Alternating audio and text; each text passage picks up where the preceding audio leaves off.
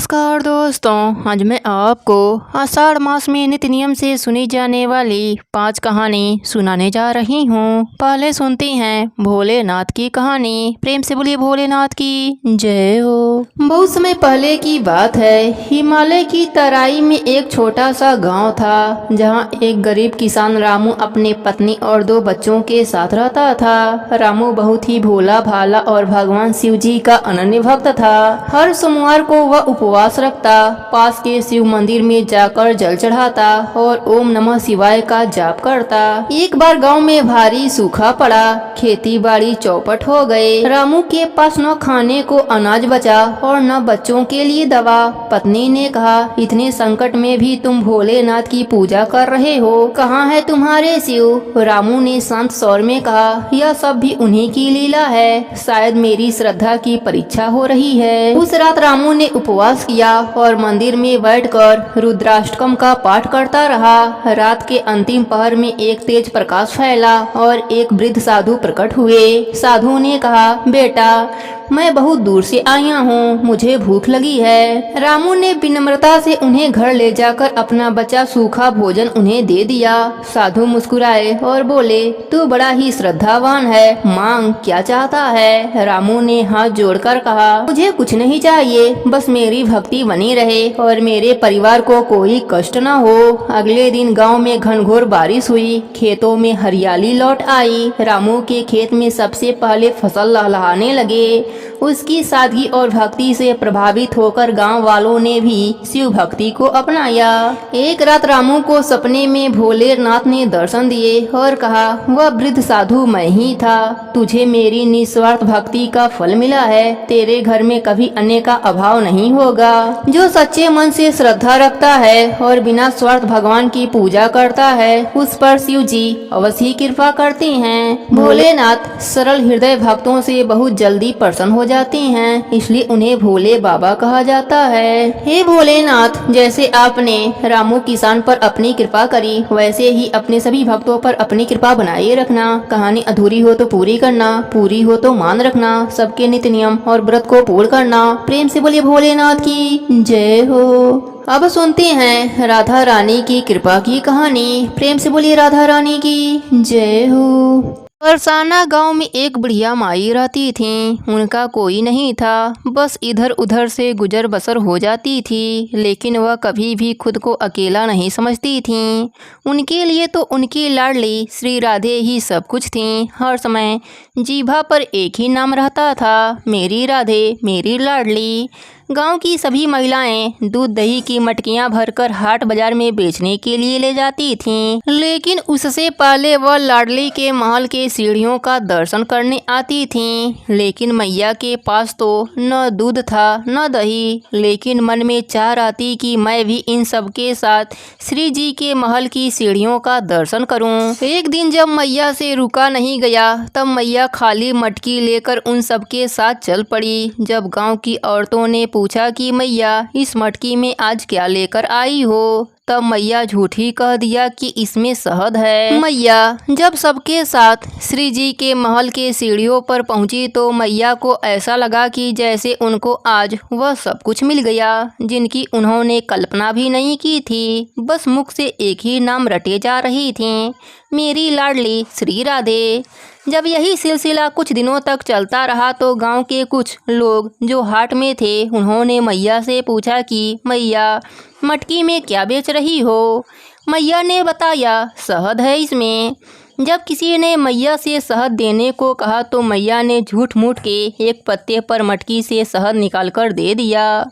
यह देखकर उसने सोचा कि मैया वृद्ध हो गई हैं, इसलिए दिमाग में कुछ कमी आ गई है, इसलिए उसने भी झूठ मूठ के पैसे दे दिए। लेकिन जैसे उसने उस पत्ते से खाली उंगली जीभ पर रखी तो उसे अद्भुत मिठास खुशबू वाले शहद का स्वाद जीभ पर आया। फिर उसने 2-3 बार ऐसे ही किया, उसे हर बार ही वही शहद का स्वाद जीभा पर आई, लेकिन पत्ते पर तो कुछ न था। उसने देखा तो मैया की मटकी भी खाली थी। यह बात धीरे धीरे पूरे गांव में फैल गई। अब तो मैया के पास भीड़ लगी रहती उस शहद के स्वाद के लिए। सब यही कहते कि मैया के पास जादू की मटकी है जिसमें अद्भुत शहद निकलता है। गांव का एक मस्तीखोर लड़का जिसे एक शरारत सूझी कि यह जादुई मटकी तो मेरे पास होनी चाहिए। यह बुढ़िया इसका क्या करेगी, मैं इससे बहुत पैसे कमाऊंगा। एक दिन उसने मैया के घर से चुपके से प्रवेश किया और मटकी चोरी करके ले आया और लाकर जब उसने यह देखने के लिए मटकी के अंदर क्या है उसने उसमें झांका तो उसमें से ढेर सारी मधुमक्खियां निकलकर उस पर चिपक गईं। उसके सारे शरीर को काट डाला और पूरा शरीर पूरी तरह सूज गया।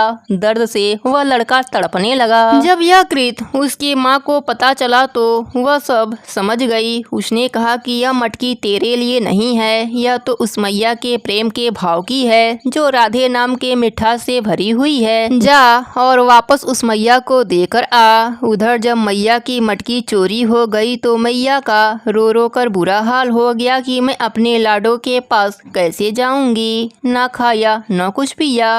लड़का मटकी लेकर आया और हाथ जोड़कर उसने उस अपराध की माफ़ी मांगी। लेकिन मैया तो मटकी देखकर ही बहुत खुश हो गईं और उसे क्षमा करके ढेर सारा आशीर्वाद दिया। अब तो गांव में सबको पता चल गया कि यह मटकी मैया के प्रेम भाव की मटकी है जो कि श्री राधे नाम के मिठास से भरी हुई है। श्री राधे नाम की महिमा का तो हम वर्णन ही नहीं कर सकते। बस इतना ही कहेंगे, जो राधा राधा रटते हैं वह प्रिया शरण में होते हैं। करती हैं कृपा वृषभानुसुता वही महल बुलाए जाते हैं। दरबार में राधा रानी के दुख दर्द मिटाए जाते हैं। दुनिया के सताए लोग यहाँ सीने से लगाए जाते हैं। प्रेम से बोलिए राधे राधे। अब सुनते हैं जगन्नाथ भगवान की कृपा की कहानी। प्रेम से बोलिए जगन्नाथ भगवान की जय हो। बहुत समय पहले की बात है। पूरी धाम में भगवान जगन्नाथ जी का भव्य मंदिर था। हर दिन हजारों भक्त दर्शन करने आते और प्रभु को भोग अर्पित करते। पूरी नगर के एक कोने में एक बहुत ही गरीब विधवा औरत रहती थी। उसका नाम सावित्री था। वह दिन भर मेहनत मजदूरी करती और जो थोड़ा बहुत अन्न मिलता उसमें से कुछ हिस्सा भगवान जगन्नाथ के लिए रोज अलग रखती। उसके पास पैसे तो नहीं थे लेकिन उसकी भक्ति और श्रद्धा में कोई कमी न थी। एक दिन उसने मन में सोचा, हे प्रभु, मैं भी आपको भोग चढ़ाना चाहती हूँ पर मेरे पास सोना चांदी या बढ़िया पकवान नहीं है। क्या आप मेरी सादी रोटी स्वीकार करेंगे? अगले दिन उसने 2 रोटी बनाई, एक खुद के लिए और एक भगवान के लिए। फिर वह मंदिर के पास एक छोटे से पेड़ के नीचे बैठ गई और प्रार्थना करने लगी, हे प्रभु जगन्नाथ, यह रोटी मेरी श्रद्धा से बनी है, कृपया इसे स्वीकार कीजिए। और तभी एक अद्भुत चमत्कार हुआ। हवा में एक तेज सुगंध फैली और अचानक एक दिव्य प्रकाश उसके सामने प्रकट हुआ। रोटी अपने आप उठी और गायब हो गई। अगले दिन मंदिर के मुख्य पुजारी ने देखा कि भगवान जगन्नाथ को जो भोग वह रोज चढ़ाते हैं उसमें से कोई हिस्सा नहीं लिया गया। राजा को बुलाया गया। सभी को आश्चर्य हुआ, क्या भगवान नाराज हैं? तभी भगवान ने राजा को सपने में दर्शन दिए और कहा, मैंने कल एक गरीब भक्त की रोटी खाई। वह सच्चे हृदय से मुझे भोग अर्पित कर रही थी। मुझे स्वाद और प्रेम चाहिए, दिखावा नहीं। अगले दिन राजा ने उस औरत को बुलवाया और उसे सम्मानित किया। मंदिर में यह घोषणा करवाई गई कि भगवान के लिए सबसे प्यारा भोग वही है जिसमें प्रेम और भक्ति हो। गरीब औरत की सच्ची श्रद्धा ने सबको सिखाया कि धन नहीं, मन प्यारा होता है। भगवान को सच्चे मन से की गई प्रार्थना और भोग अधिक प्रिय होता है, न कि वैभव और दिखावा। हे जगन्नाथ भगवान, जैसे आपने उस गरीब औरत पर अपनी कृपा करी वैसे ही अपने सभी भक्तों पर अपनी कृपा बनाए रखना। कहानी अधूरी हो तो पूरी करना, पूरी हो तो मान रखना। प्रेम से बोलिए जगन्नाथ भगवान की जय हो। अब सुनते हैं धर्मराज जी महाराज की कृपा की कहानी। प्रेम से बोलिए धर्मराज जी की जय हो। बहुत समय पहले की बात है। एक विशाल राज्य था जहाँ एक नेक और धर्मप्रिय राजा अपनी रानी के साथ राज्य करता था। पर एक दुख की बात थी कि रानी बांझ थी, उसके कोई भी संतान न थे। राजमहल में उदासी का माहौल रहता क्योंकि उत्तराधिकारी न होने से राजा और रानी दोनों चिंतित रहते। रानी ने कई पूजा पाठ, व्रत, दान, पुण्य किए, लेकिन कोई फल न मिला।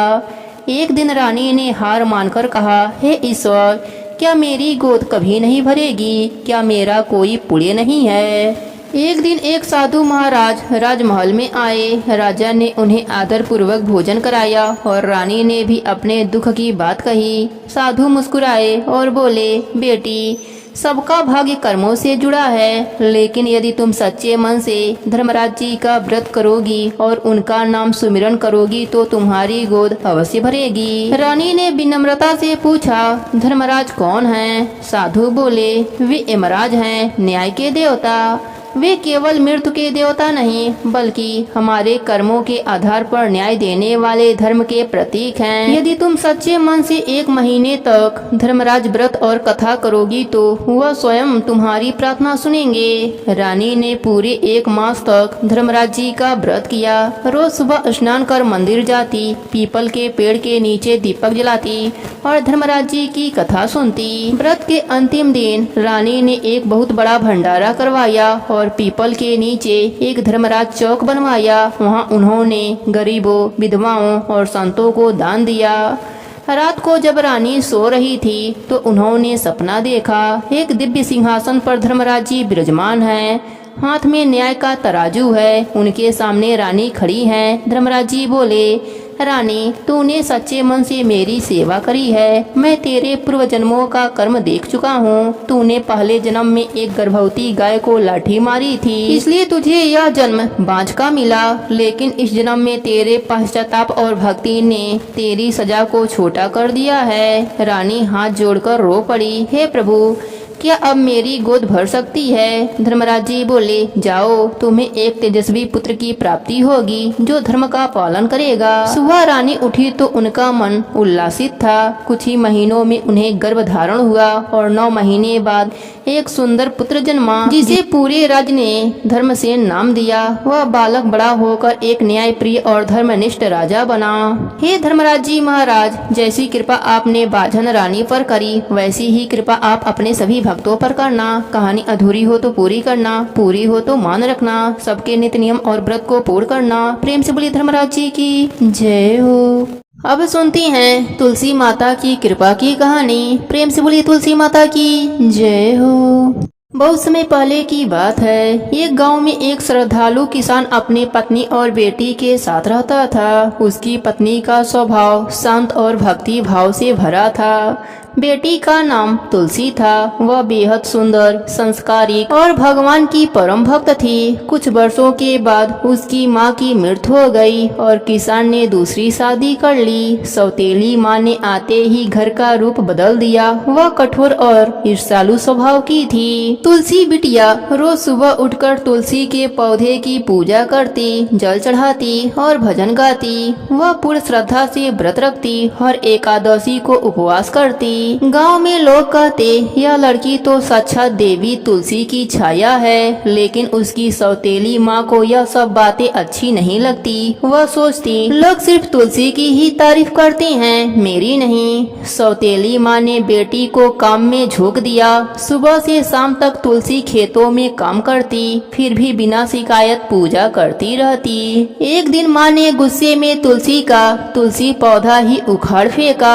तुलसी रोते रोते बोली, माँ, यह पौधा नहीं, मेरी माँ है, आपने उन्हें मुझसे छीन लिया। उस रात तुलसी को सपना आया। एक दिव्य स्त्री सिर पर मुकुट और शरीर में प्रकाश निकलता हुआ प्रकट हुई। वे बोली, बेटी, मैं तुलसी देवी हूँ। तेरा सच्चा प्रेम और भक्ति मुझे प्राप्त हुआ। जो भी तुझे कष्ट देता है उसे अपने कर्मों का फल अवश्य ही मिलेगा। अगली सुबह सौतेली माँ के शरीर पर फोड़े निकल आए। वह पीड़ा से तड़पने लगी। गांव के वैद्यों ने कहा, यह तुलसी माता का प्रकोप है, पश्चाताप करो और उनसे क्षमा मांगो। सौतेली माँ तुलसी के चरणों में गिर पड़ी, बोली, बेटी, मुझे क्षमा कर दे। मैंने तुझे सताया पर तू फिर भी मुझे माँ ही कहती रही। तुलसी ने उसे गले से लगा लिया और बोली, माँ, सच्ची भक्ति क्षमा में होती है। आओ हम दोनों मिलकर अब हर दिन तुलसी माता की पूजा करेंगे। हे तुलसी माता, जैसी कृपा आपने उस तुलसी बिटिया पर करी, वैसी ही कृपा आप अपने सभी भक्तों पर करना। कहानी अधूरी हो तो पूरी करना, पूरी हो तो मान रखना। प्रेम से बोले तुलसी माता की जय हो। बहुत पुरानी बात है। एक गांव में एक सेठ सेठानी रहते थे। वह बहुत ही धार्मिक प्रवृत्ति के थे। वह दोनों गणेश भगवान के अनन्य भक्त और जरूरतमंदों की सेवा में हमेशा तत्पर रहते थे। उनका बहुत बड़ा परिवार था, परंतु उनका कोई भी संतान न थी। सारा परिवार उनसे बहुत प्यार करती थी, पर कभी कभी काना फूसी भी करते रहते थे कि सेठानी बांझ है। इस बात से दोनों बहुत ही दुखी रहते थे। एक समय की बात है, सेठ सेठानी गणेश जी के मंदिर में पूजा कर रहे थे। पूजा करने के बाद वह मंदिर से बाहर आए कि मंदिर की सीढ़ियों पर एक 4-5 साल का बच्चा बैठा रो रहा है। सेठ जी ने चारों तरफ देखा कि बच्चे के माता पिता कहीं आसपास होंगे, परंतु उन्हें कोई भी दिखाई नहीं दिया। वह उस बच्चे को पुजारी जी के पास लाए और बोले, बाबा, यह बच्चा अकेला है, इसके माँ बाप कहीं भी दिखाई नहीं दे रहे हैं। शाम हुई तो पुजारी जी बोले, सेठ जी, आप इस बच्चे को घर ले जाइए। यदि कोई इस बच्चे को खोजता हुआ आएगा तो मैं उसे आपके घर भेज दूंगा। सेठ सेठानी बहुत ही खुश हुए और उस बालक को अपने घर लाए। जब कई महीनों तक उस बालक को कोई भी लेने नहीं आया तो सेठानी ने उस बच्चे को गोद लेने का मन बना लिया और गांव के सरपंचों से सलाह से गोद भी ले लिया। उस बच्चे का नाम गणेशा रख दिया। ऐसे ही कई वर्ष बीत गए। एक दिन एक ठग पति पत्नी उस गांव में आए और गणेश भगवान के मंदिर के सीढ़ियों पर जा बैठे। वह दोनों उस गांव के सबसे अमीर आदमी को ठगने की योजना बनाने लगे। तभी पुजारी जी उन्हें सीढ़ियों पर बैठा हुआ देखा तो पूछा, क्यों भाइयों, यहाँ किस कार से बैठे हो? उन दोनों ने कोई भी जवाब नहीं दिया।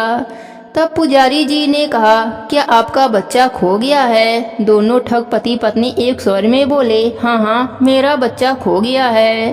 पुजारी ने पूछा, कितने समय की बात है? वह दोनों अनजाने में बोले, यही कोई 4-5 साल की बात है। पुजारी जी बोले, उदास मत होइए, यहीं इसी गांव में एक सेठ के घर में बच्चा है, वहीं ठाट बाट से पल रहा है।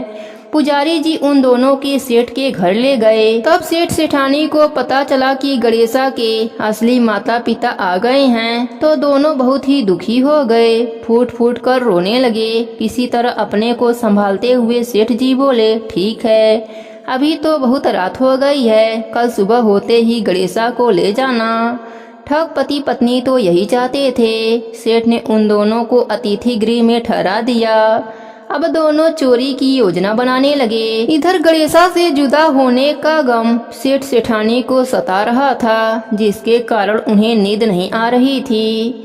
इधर ठग सभी कमरों की तलाशी लेने लगे। तलाशी लेते हुए तिजोरी वाले कमरे में पहुंच गए। आवाज सुनकर घर के नौकर की नींद खुल गई। तब नौकर ने देखा कि दोनों अतिथि तिजोरी वाले कमरे में कुछ खोज रहे हैं। नौकर ने नियत भांप लिया और बाहर से कमरे का दरवाजा बंद कर लिया। फिर जोर जोर से चिल्लाने लगा, चोर चोर। घर के सभी सदस्य इकट्ठे हो गए। सेठ जी ने दरवाजा खोलकर देखा तो कहा, यह दोनों तो चोर हैं, हम इन्हें गणेशा को नहीं दे सकते। ठगों को अपनी योजना विफल होती दिखी तो दोनों जिद पर अड़ गए और कहने लगे, गणेशा मेरा बेटा है। सेठ जी बोले, तुम दोनों चोर हो, हम तुम्हें गणेशा नहीं दे सकते। तब यह बात सरपंच तक पहुंच गई। वहां सरपंच ने एक शर्त रख दी। दोनों पक्ष को सभा में आमने सामने खड़ा किया गया। अब दोनों माताओं को आदेश दिया, आप दोनों सूर्यदेव के सामने खड़े हो जाइए। जिसके स्तन से गणेशा के मुंह में दूध की धार जाएगी, बच्चा उसी का माना जाएगा। तब श्री गणेश जी की कृपा से सेठानी के स्तन से गणेशा के मुंह में दूध की धार जाने लगी। इस तरह गणेश भगवान की कृपा से गणेशा सेठानी को वापस प्राप्त हो गया और सरपंचों ने चोरों को जेल में भिजवा दिया।